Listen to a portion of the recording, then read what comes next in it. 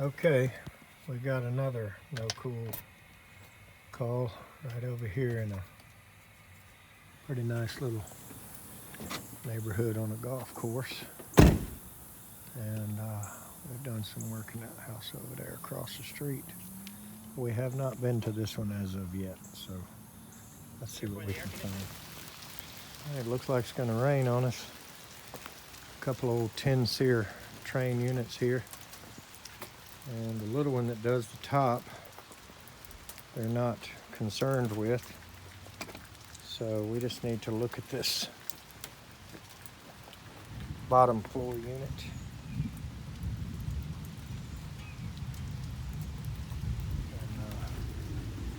See if we can tell what's going on here and get them going.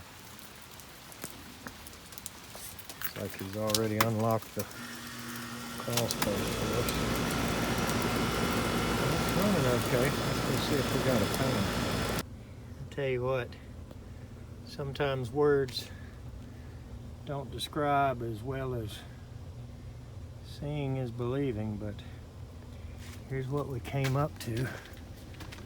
Looks like the original Trane coil is still in place.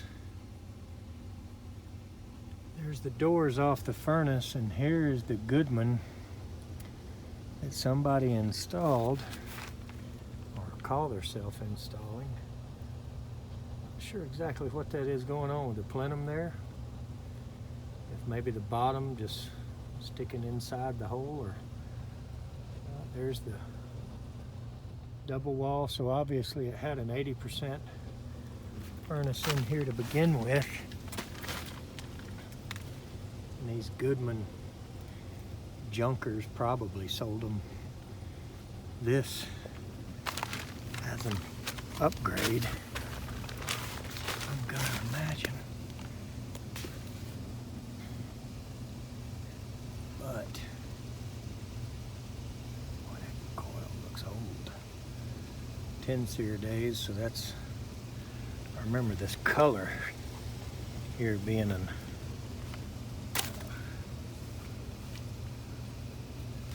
early 90s color. It's just a little bit more pale than today's Trane green.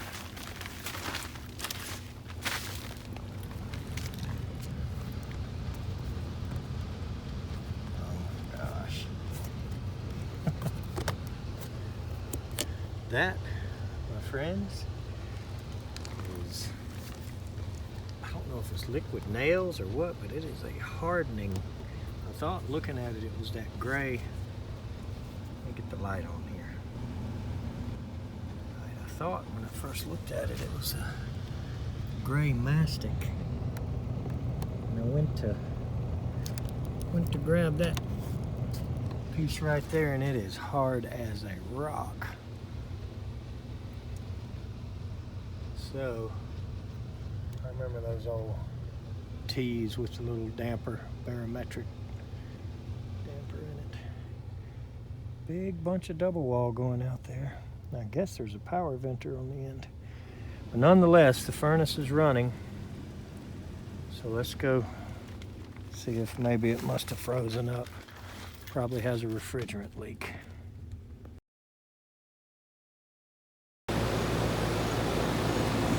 All right.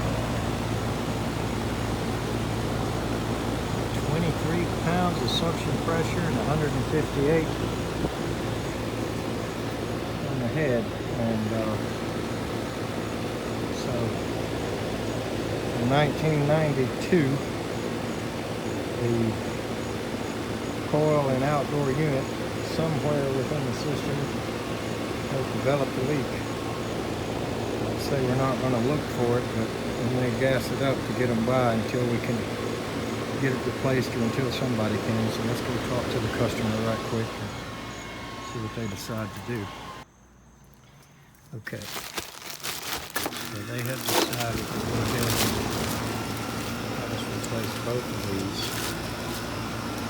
So I'm going to gas this one up. And they mainly live downstairs anyway. So they can just get this one helping for the master bedroom, and they'll be happy. And we'll get over here Friday or Saturday as soon as we can, and we'll replace both of these. They're from the same time frame. Not sure what size this one is. But the house was built in '92. So they're definitely original. So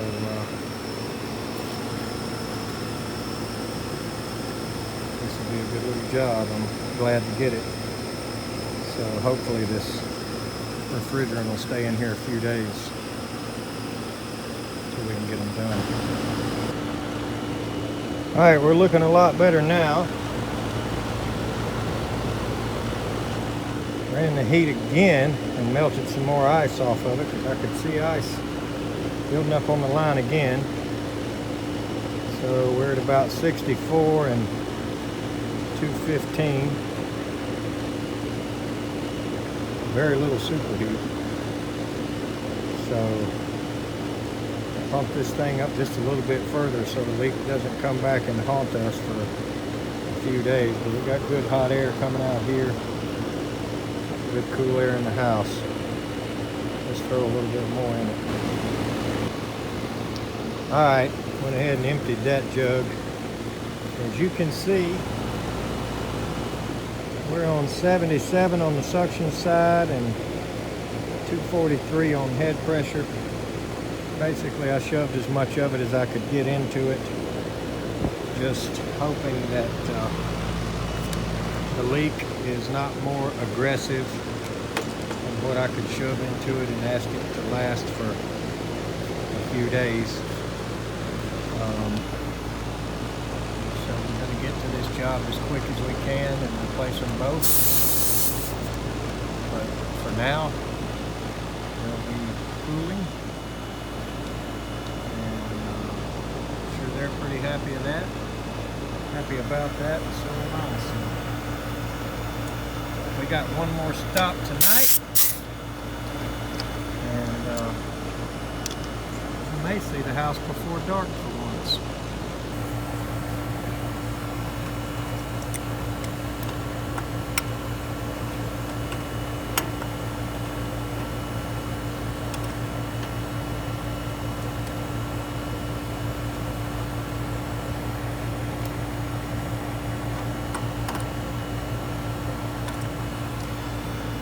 All right, let's get out of here. All right, well, apparently they don't use the top floor very much, and so they actually leave it off, and I couldn't even talk them into, you know, letting it stay on and just put it on about 78 or 80, but they didn't want to. So the 3.5 ton is running. And boy, I bet that fan looks some kind of strange to everybody on this camera. But it is turning in the correct direction at full RPM.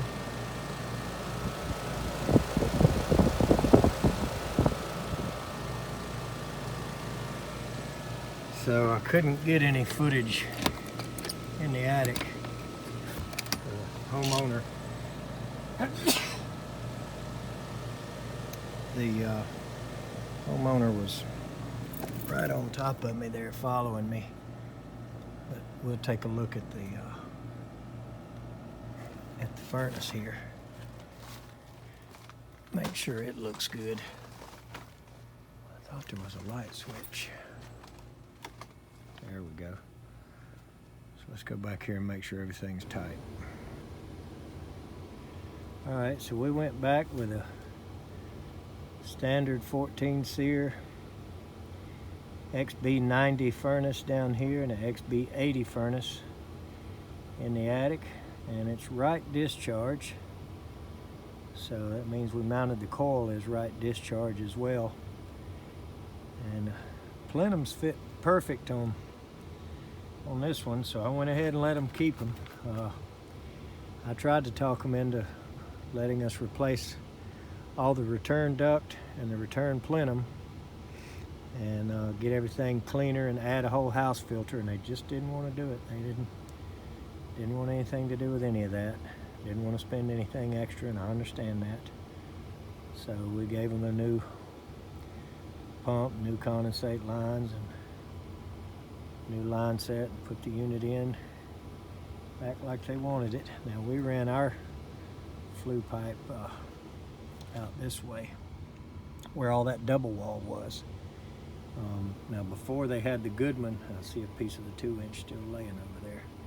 They had the Goodman vented out that way, and you know, our right discharge furnace, it comes out of the back, you know, out of the return end, so it's just it was just better to take. We even used all those same hangers that the double wall was in, and we changed it to 3-inch PVC, as you can see, and ran it all the way down here, which was better anyway, because down here with the original single wall that went out at that power venter, it's out here and it's not next to anything. So, you know, it's just the units and the trash cans and the bushes. Whereas back there in the back, it was coming out next to a deck. So I kind of liked it better, and we had plenty of hangers that were already there, so we just tightened them up and used them on our PVC and got her done. All right, well, that's another job done well. I'm happy with it. I wish I could have got some footage in the attic. It was a what we call a glove fit. It was an exact Trane to Trane, you know.